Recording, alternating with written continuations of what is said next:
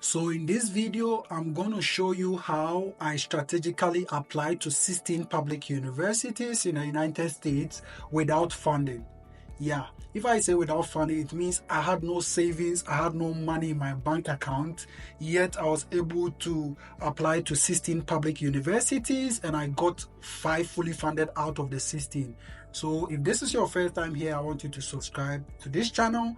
And if you're a prospective student and you are planning on applying to graduate school yet you don't have money, this video is for you. I'm making this video to motivate you so that you know some of the tricks that I did or I used in applying to these 16 public universities. So in 2021, I completed my bachelor's degree from the University of Cape Coast, Ghana.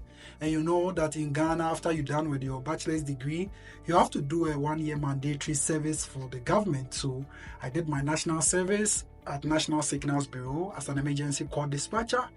And whilst I was doing my national service, remember those days I would sneak out, take my laptop and go and search and hunt for schools. You know, that's not a good thing. So what I did was that I had targeted to apply to schools in 2021, but I wasn't ready at all.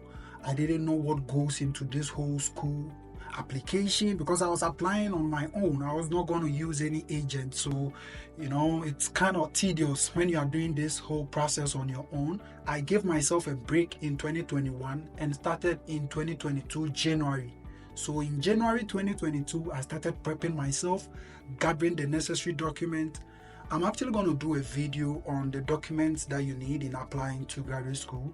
So I started getting my passport, my birth cert, and talking to some recommenders, some supervisors, some people that I had built rapport with over the years that I knew were going to recommend me anytime that I was going to reach out to them. So I was applying in 2022 for the 2023 fall semester. So that is what I did. And somewhere around August, September, most of the schools in the United States public universities had started opening their portals. Now, let me show you one of the tricks that I use in applying to the 16 public universities.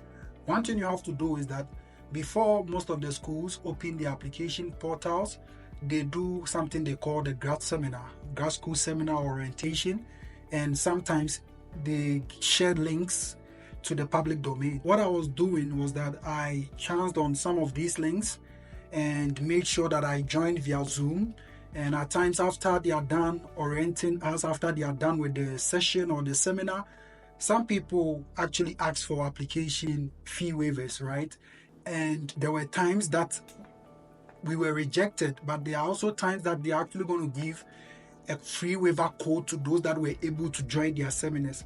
So that is what I did. I joined a lot of seminars. Times that I couldn't join, I will send a link to a friend for the friend to join. And whenever the code is shared, the friend can, just come and pass it over to me, although I wasn't there myself. That is something you can also do.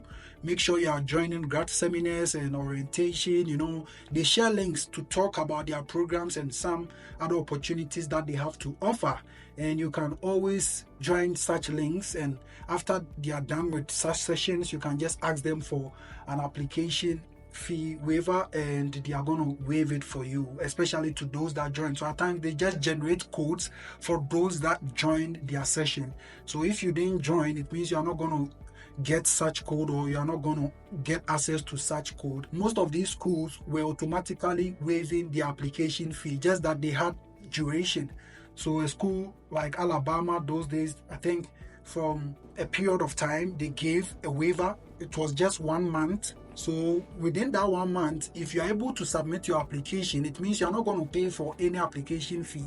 But if you're not able to submit within that 1 month period, it means that you have to pay for the application fee. So I was always online searching for schools and subscribing and signing up onto their newsletters just to make sure I don't miss some of these important details. So anytime some of these schools were giving waivers, I made sure I took advantage of it.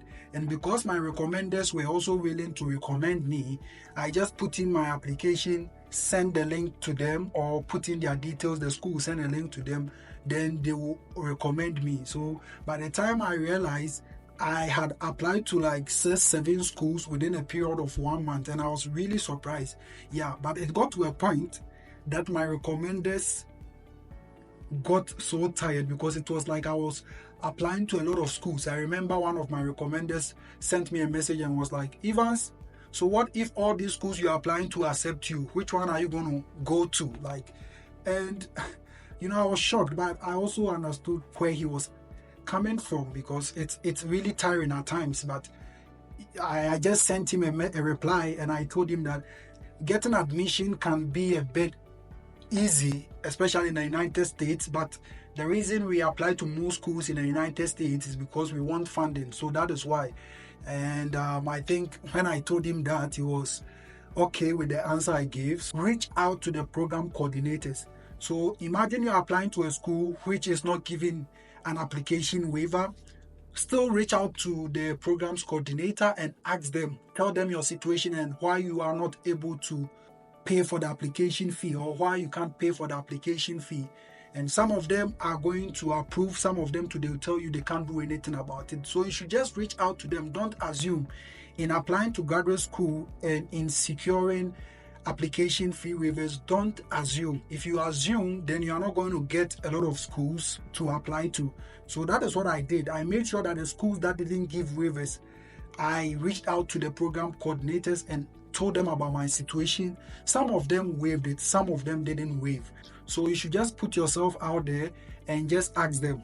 So if you are rejected, fine. If you are approved, it's good you ask rather than assume not to ask, and later you find yourself in a situation where you have to pay for all these schools. And especially the dollar rate to the Ghana cedi is very huge and very high. So imagine you're applying to 6 schools or 5 schools and you have to pay $60 application fee, 85, 75, 40, 30 dollars, application fee. That is a lot.